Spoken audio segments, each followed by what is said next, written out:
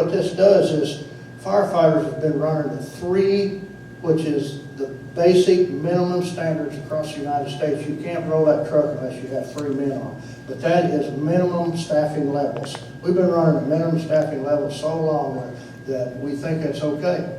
But what that runs into is when a man is out, then you have 2 men on the truck, then you have to call somebody back in for overtime because that truck can't be out of service. So the overtime is eating us up in the fire department. So the proposal is on every single engine company, we have 4 firefighters. So that truck can never be out of service. If one man's down, we still have 3 men that truck can roll without paying overtime.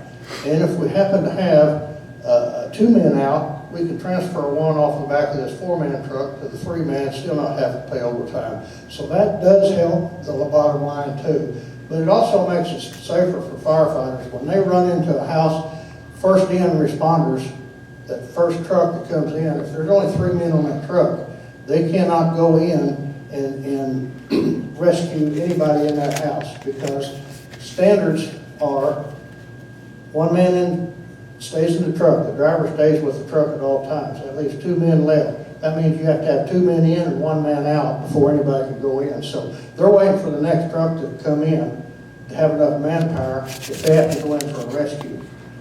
Now, I know a lot of times firefighters, they say, heck with the standards, we're going in and get that person. And they do. And I don't blame them. But they put themselves, the people in jeopardy, and they get hurt a lot. So we get a lot of injuries in the fire department because we're short on men. This will fix that problem too. And anything else? Out east. One time there was talk about putting a new station out east. Yeah, it's out east.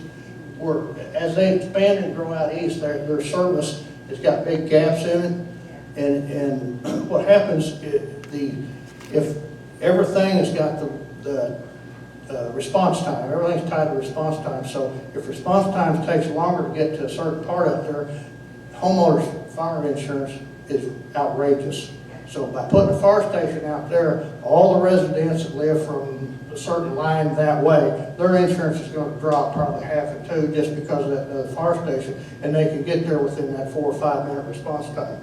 Right now, it takes about anywhere from 8 to 12 minutes to get to that farthest point. We did a little ride along with the fire department, and they sent 4 trucks. Each councilman was on a separate truck, and I think the first in truck was like 8 minutes, the second in was like 10, the third was at like 20 minutes out there. So once they get that new station built and manned, it will cover that area there, and the homeowners and the property owners out there, their insurance should drop a considerable amount because it brings them back into the response time that they needed for the insurance company.